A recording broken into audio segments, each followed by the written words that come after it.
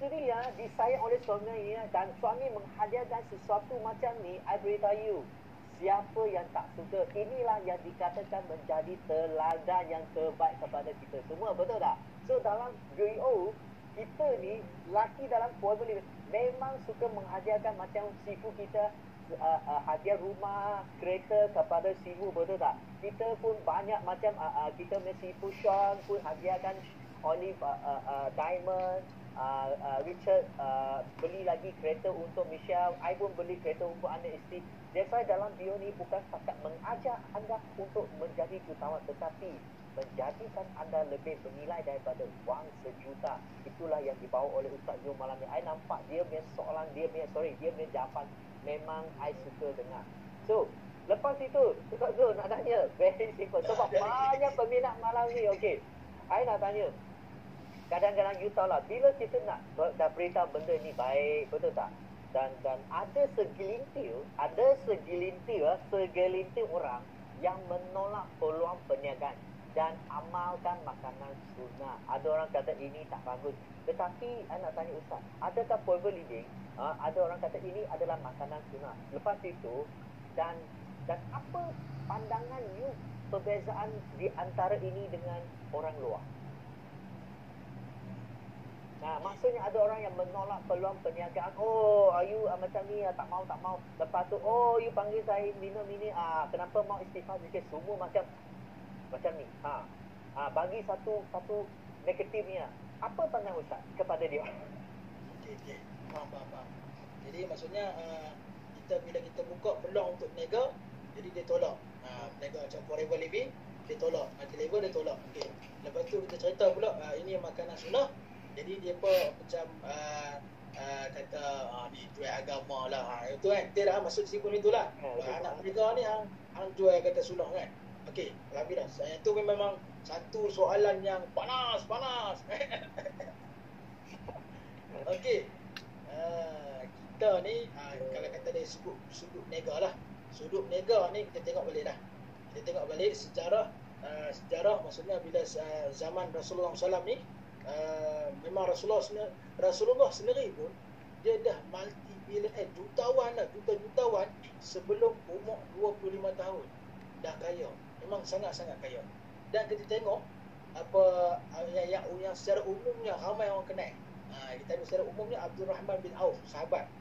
Dia sangat-sangat kaya. Dia punya berapa juta dinar pun tak pastilah dia punya kekayaan dia tu. Dan dia punya harta kekayaan dia tu berapa ekor unta yang gendong pun sampai ke mana-mana, saya tak ingat dah cerita tu. Tapi yang saya pastinya dia sebelum Abdul Rahman bin Auf meninggal wafat, jadi dia ni ada lebih kurang 1000 ekor unta. 1000 ekor unta dan dia punya harta sangat banyak, dan dia ada 100 ekor kuda, dan dia ada 3000 lebih kurang lah, kisar 3000 ekor kambing. Jadi maksudnya satu perniagaan, satu orang yang berjaya dalam perniagaan. Tetapi walaupun dia sangat kaya, Big Sifu tahu satu peperangan.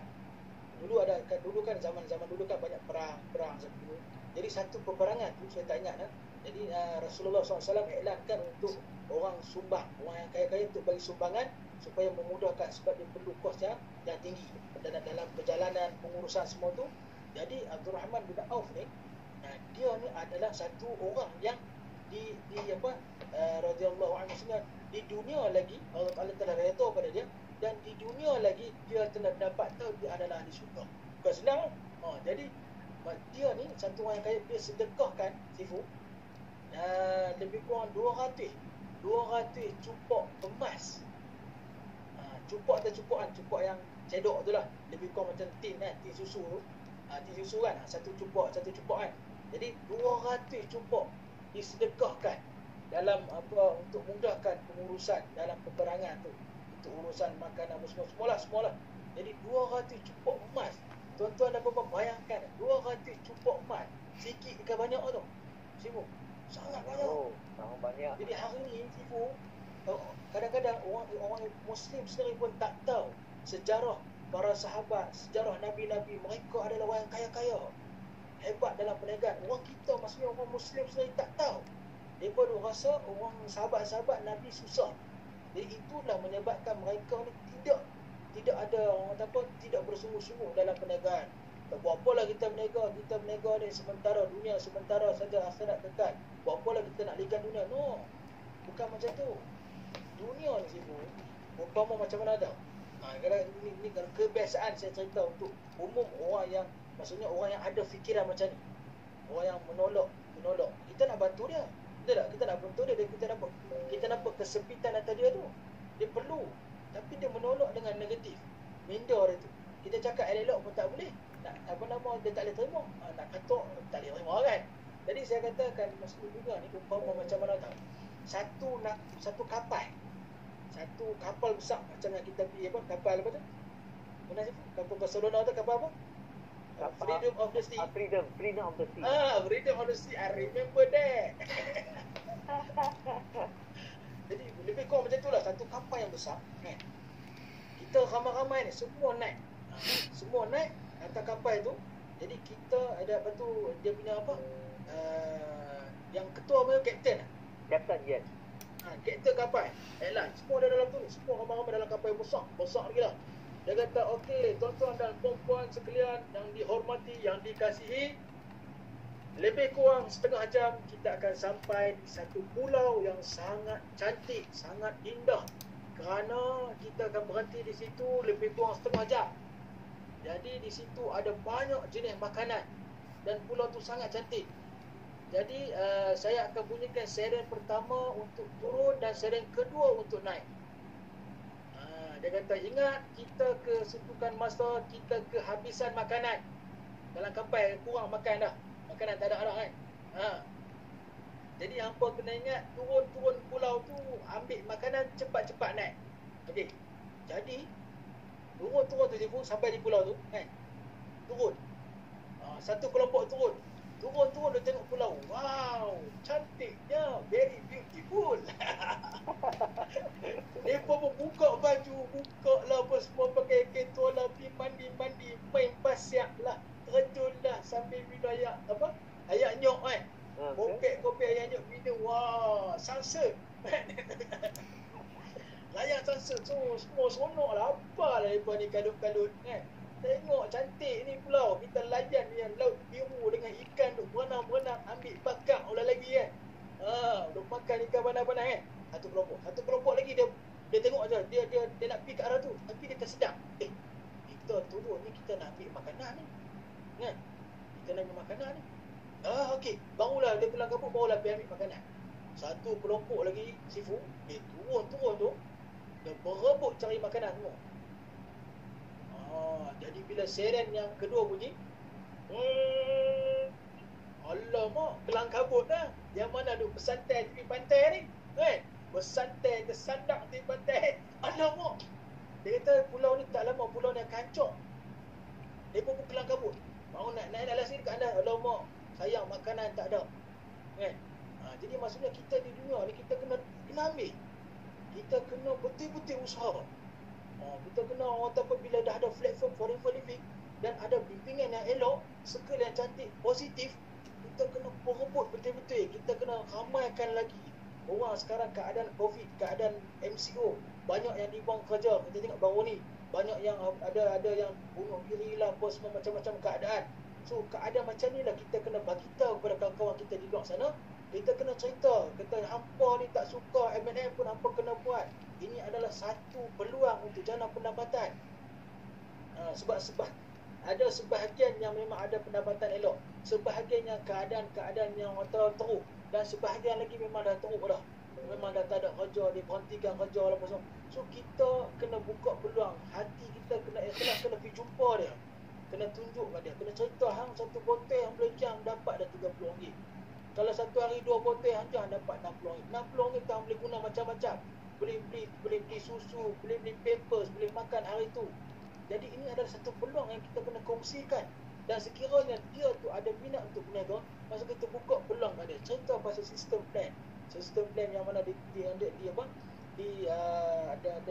tempat di jadual lah. Ada sistem 3 konsep, 5 langkah, cerita pasal 5 sisi kan. Cerita pasal itu. Jadi kita kena buat.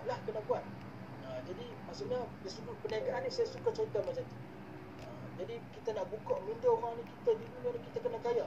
Sampai ustaz saya beritahu, Sifu, dia kata apa yang kita nak di dunia ni kita kena bagi dapat.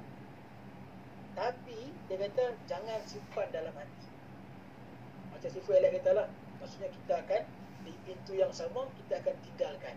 Dan kita akan tinggalkan orang semua. Tapi jangan simpan itu macam sahabat-sahabat dulu, orang yang kaya-kaya, maksudnya orang sahabat-sahabat memang orang sangat kaya. Mereka ni tidak ada dunia dalam hati. Tapi mereka usaha sungguh-sungguh. Hijrah daripada Mekah, hijrah ke Madinah. Hijrah ke Madinah, lepas tu buat perniagaan di sana. Buat berniaga betul-betul. Ada yang hijrah ke rata-rata. Kita tengok umat sahabat ni. Mereka datang ni atas dasar untuk berniaga dan mereka kembangkan Islam. Dan memang benda ni Sifu, orang Islam sebenarnya pun tak tahu sahabat-sahabat punya perjalanan. Ramai tak tahu. Mereka kata orang Islam ni zuhud. Sifu, maksud zuhud ni bukan kata tinggal dunia. Zuhud ni maksudnya kita bukan zuhud ni bukan kata kita kena hidup miskin. Alah cukuplah, tak apalah, aku boleh lagu ni pun tak apalah, aku zuhudlah. No, bukan. Zuhud ni maksudnya bukan tu. Zuhud ni kita tidak ada kekayaan dunia tu, cinta dunia tidak ada dalam hati kita, tidak menguasai kita, tidak menjadikan kita melupakan diri kita. Nampak tak? Yang tu kata zuhud. Jadi sahabat-sahabat ni mereka dulu dalam keadaan zuhud, tapi mereka orang usaha semua dalam berjaya dalam perniagaan. So kita pun kena macam tu. Kita ni dipilih macam ni, kita kena buat sungguh-sungguh. Berjaya naik CPM. Siapa yang belum CPM lagi, cepat-cepat CPM. Siapa yang belum lagi F2D, cepat-cepat F2D. Belajar macam mana nak F2D. Siapa yang belum lagi apa semua, cepat. Yang belum manager, cepat-cepat naik manager. Itu. So dari sudut perniagaan lah. Yang tu yang keduanya sudut apa? Tadi pasal produk ni kan. Okey, sebenarnya ini memang adalah orang kata apa, jadi kebiasaan. Bukan kebiasaan tau, jadi macam pandangan orang negatif. Anak berniaga cerita pasal sunnah kan. Saya beritahu pada kita sebagai orang Islam, orang Muslim yang memang diamalkan oleh Nabi kita. Jadi benda tu kita kena tahu. Apa tak payah tu busuk hati sangat. Apa tak payah tu negatif sangat. Bila orang bercerita tentang sunnah, apalah anak mega cerita pasal sunnah. No. Orang Islam kena tahu sunnah ni, kena amalkan sunnah. Bukan sekadar sunnah makanan dan minuman. Sunnah pakaian, sunnah pemikiran, sunnah kerja buat Rasulullah SAW. So kena bawa semua. Jadi kena tahu. So orang Islam kita kadang-kadang benda ni banyak saya jumpa macam tu. Ustaz, dia kata, bolehkah kita berniaga ni, kita nak cerita ni sunnah, tak kata tunggang agama kah? Kalau hari ni aku tak cerita ke hang pasal produk ni sunnah, hang nak mai tak sunnah? Hantar tak bila nak amalkan sunnah, kena selawat, kena bismillah, kena berdoa atas kebaikan sunnah tadi supaya sihatkan tubuh badan saya.